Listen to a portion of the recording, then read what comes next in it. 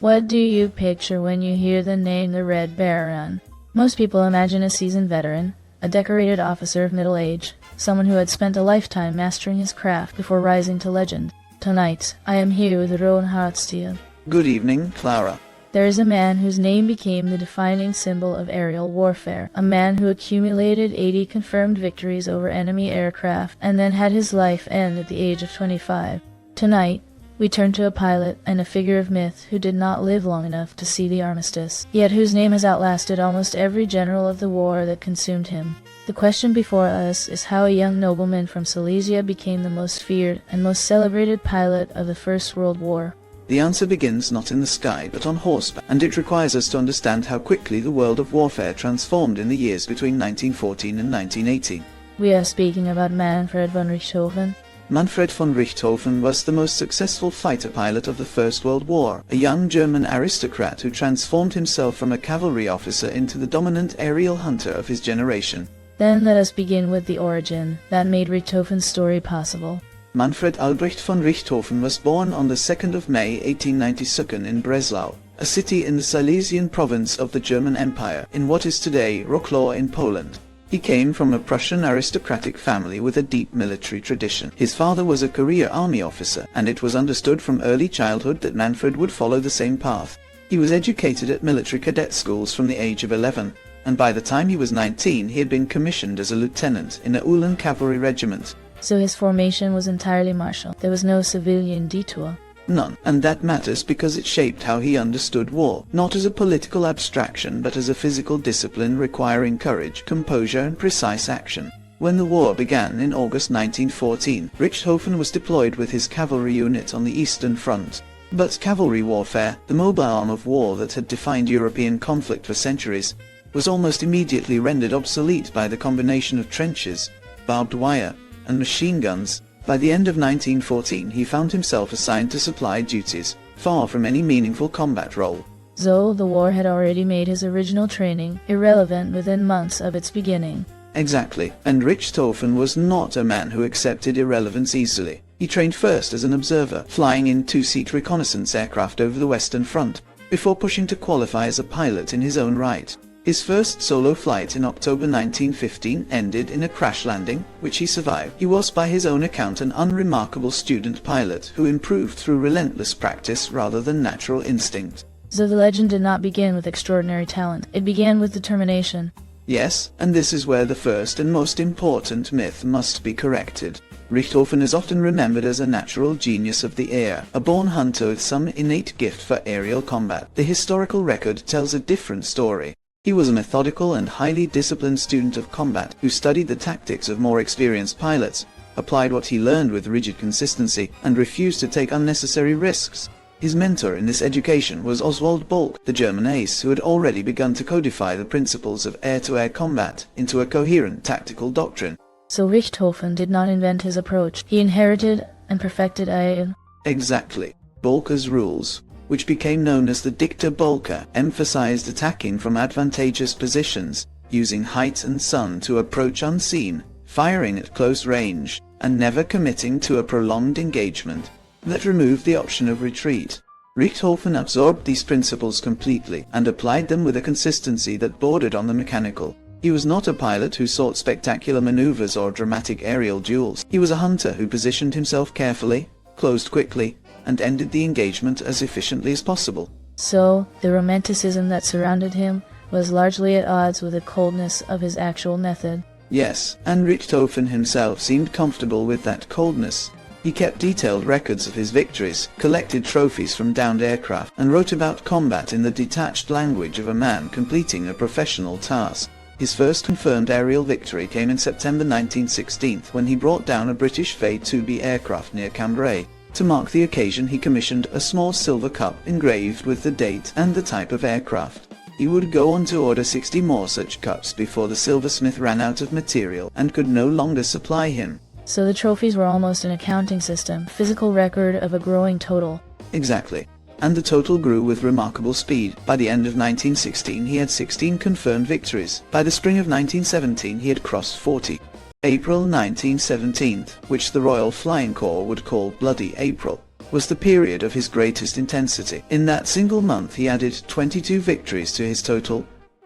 The British were flying inferior aircraft in that period, often on reconnaissance missions with inadequate fighter escort, and Richthofen exploited those conditions with systematic precision. So his dominance was partly a product of the tactical situation, not only of individual skill. Yes, context always shapes what individual ability can produce, and the context in 1917 favored the German air service along the Western Front. But there is another dimension here that concerns the technology itself. The aircraft these pilots flew were extraordinary achievements of improvisation, built from wood, fabric, wire, and small rotary engines. The Fokker Eindecker, the Albatros series, and later the Fokker Dr. 1 triplane that Richthofen would make famous were machines with very limited margins for error. Pilots flew without parachutes in most cases. A fire in the engine, a structural failure, or a well-placed burst of machine gun fire could end a pilot's life in seconds, with no possibility of escape. So every mission was an act of calculated acceptance of death as a real and near possibility. Yes, and the psychology of that environment is essential to understanding why the figure of the ace became so powerful as a cultural symbol. The ground war of the First World War was one of mass death, industrial slaughter, and near total anonymity. Millions of men perished in mud without their names being recorded or remembered. Aerial combat offered something different. It was individual, it was visible, it produced clear outcomes and recognizable heroes who could be named, photographed, and celebrated. So the ace was a figure that both sides needed precisely because the ground war could produce no such figures. Exactly, and German High Command understood this immediately. Richthofen was promoted as a symbol of German martial virtue, a young nobleman who fought with honor and skill in a domain that seemed cleaner than the trenches. He was awarded the Pour le Mérite, the highest military decoration of the German Empire, in January 1917, after his 16th aerial victory. He was brought back from the front periodically to give interviews, meet officials, and have his photograph taken.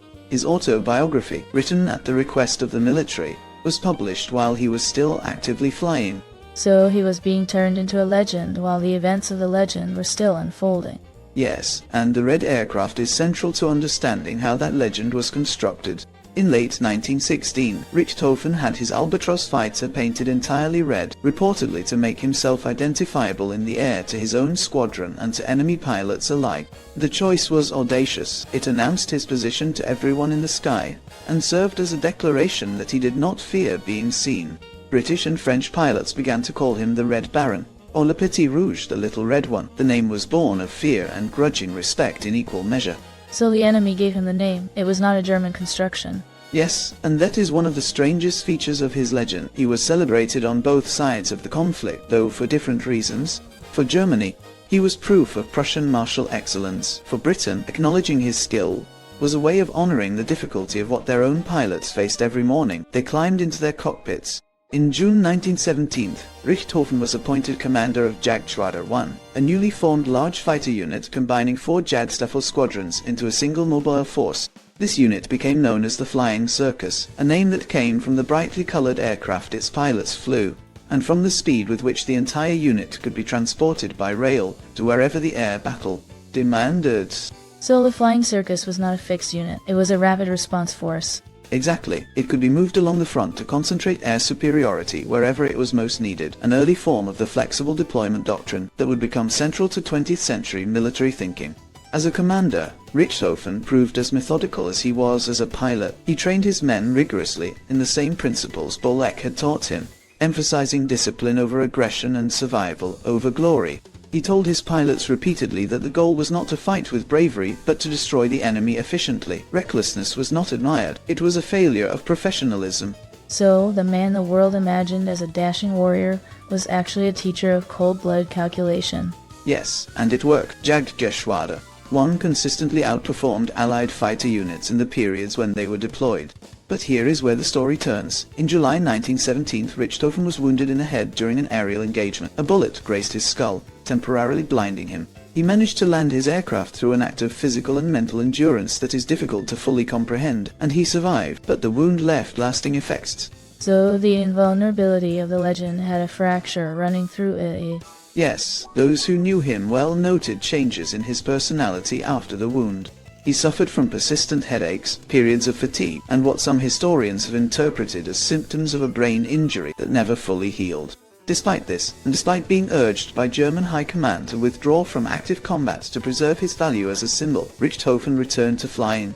He continued to add to his total through the winter of 1917 and into the spring of 1918, reaching 80 confirmed victories. So he kept flying, knowing that the man who had created the reputation was no longer quite the same man flying the aircraft. Yes, and on the 21st of April 1918, during an engagement over the Morlancourt Ridge near the Somme, Richthofen was struck by a single bullet while pursuing a British Sopwith Camel at low altitude. The bullet passed through his chest. He managed to bring his aircraft down in a rough landing in territory held by Australian forces, but his life ended moments after the aircraft came to rest. He was 25 years old. 25. That number stops every conversation. It does, and that gap between the age and the weight of the name is one of the most revealing things about how myth operates. He had been a commissioned officer for 6 years, a combat pilot for less than 3, and yet the accumulation of 80 victories over enemy aircraft had placed him at the summit of a new kind of warfare. The question of who fired the fatal shot has never been definitively resolved. The pilot pursuing him, Lieutenant Wilfred, May, survived. Whether the bullets came from the ground or from another aircraft remains a subject of genuine historical dispute. So even his final moment is contested. The myth resisted clarity even in its ending. Yes. Royal Air Force officers lined the grave. The aircraft that had belonged to the most feared German pilot of the war was dismantled by souvenir hunters within hours, piece by piece, until almost nothing remained. So even in passing, his presence became a kind of currency. Exactly, and that instinct to possess a fragment of the legend tells us something important about what he had become before the war had even ended. Before we close tonight, let us take a brief pause and welcome Margaret Evernight. Margaret, for those who want to understand how Richthofen fought and what the world of early aerial warfare actually looked like, where would you invite them to continue? Thank you, Clara. In this case, the most direct path is also the most important one. I would suggest beginning with The Red Baron, Beyond the Legend by Peter Kilduff. So this is a work that goes past the popular image and grounds itself in primary sources. Precisely. Kilduff draws on archival sources, combat reports, and personal correspondence to trace Richthofen's career from his early days as a cavalry officer to his rise as the most successful fighter pilot of the war. The book also examines the tactical evolution of air combat, the culture of fighter squadrons, and the process by which the Red Baron's enduring reputation was created and sustained. Is it accessible to someone coming to this history for the first time? It is detailed, but not forbidding. Kilduff writes with precision and uses the archival material to place Richthofen firmly within his actual historical world rather than the mythologized one. A reader without prior knowledge of First World War aviation will find the technical and tactical context well explained and the biographical narrative genuinely absorbing. So reading it gives a reader a way to separate the historical pilot from the legend he became. Yes, and in doing so, it makes the real figure more interesting, not less. Thank you, Margaret. That is a thoughtful place to pause tonight. Thank you, Clara. It was a pleasure. The immediate legacy of Richthofen's career was felt in the way both sides of the conflict understood and organized fighter aviation in the final year of the war. The model he represented, concentrated, mobile fighter units operating under a strong tactical doctrine, influenced German air strategy for the remainder of the conflict and beyond. The Allied response to Jagdgeschwader 1 also accelerated their own organizational thinking, pushing both the British and French air services toward greater coordination and tactical discipline. So the Red Baron shaped the air war even through the pressure he created in his opponents. Exactly, and the broader legacy of the First World War ace as a figure extended far beyond the armistice. The cultural template he helped to establish, the individual pilot, as a figure of courage, skill, and personal honor set against the anonymous machinery of industrial war, proved remarkably durable. In the Second World War, both the German Luftwaffe and the British Royal Air Force cultivated their own aces, and promoted them publicly in ways that drew directly on the First World War precedent. So the propaganda model he embodied was adopted wholesale by the next generation of combatants. Yes, the figure of the fighter ace became a permanent feature of how industrial-age democracies and authoritarian states alike sought to make mass aerial warfare legible and emotionally meaningful to civilian populations. But there are complications and critiques worth holding alongside this legacy. The ace system, as it developed in the First World War, created a hierarchy of recognition that bore little relationship to the actual strategic importance of aerial combat. The pilots who flew reconnaissance missions or bombed supply lines behind enemy lines often contributed more to the outcome of battles than those who accumulated personal victory totals, but they received far less recognition. So the fame structure rewarded visibility over utility. Yes, the German High Command needed him to remain visible and active, and that need may well have contributed to the circumstances of his passing. The myth, in a very real sense, consumed the man it had been built around. So the state that created the legend also trapped him inside it. Exactly, and in the century that followed, Richthofen's name and image have proven extraordinarily persistent. He has appeared in films, novels, video games, and popular culture on every continent, recognizable even to people with no particular interest in the First World War. That persistence is not simply about his military record. 80 victories is a remarkable number, but it is not in itself sufficient to explain the scale of his cultural afterlife. So the longevity of the legend requires a different explanation than the facts of his career. Yes, the Red Baron endures because he offers a way of imagining war that is bearable, almost beautiful, a contest between skilled individuals, rather than the mechanized destruction of anonymous masses. He represents the last moment before aerial warfare became an instrument of mass destruction, before bombers reduced cities to ash, and before the individual pilot became one node in a vast electronic and logistical system. In that sense, he stands at a threshold. After him, the sky became a space of industrial violence, no different in its logic from the trenches he had escaped. So the Red Baron is appealing not because war is beautiful, but because he represents the last moment when we could tell ourselves it might have been I. Yes, and that is precisely why his story continues to circulate. It does the emotional work of making the catastrophe of the First World War approachable without confronting its full scale. Today, as drone warfare and autonomous systems transform aerial combat beyond recognition, the gap between the individual pilot and the machine continues to close. The question of whether a figure like Richthofen could exist in the age of algorithmic targeting and remote-operated weapons is a genuine philosophical one, not simply a military curiosity. Zoe's story opens a question that the present has not yet finished answering. Exactly. What we do with courage, with individual skill, and with the human face of warfare, when the weapons no longer require a human being to be present at all. Thank you for staying with us tonight. Thank you, Rowan, for guiding us through the life, the method, and the enduring myth of Manfred von Richthofen. A young man of 25 who was already a legend, and who never lived to discover what the world would make of his name. If this conversation stayed with you, you are welcome to like, comment, and subscribe. You will find other episodes here where history, ideas, and power are approached slowly. Until next time, stay with us.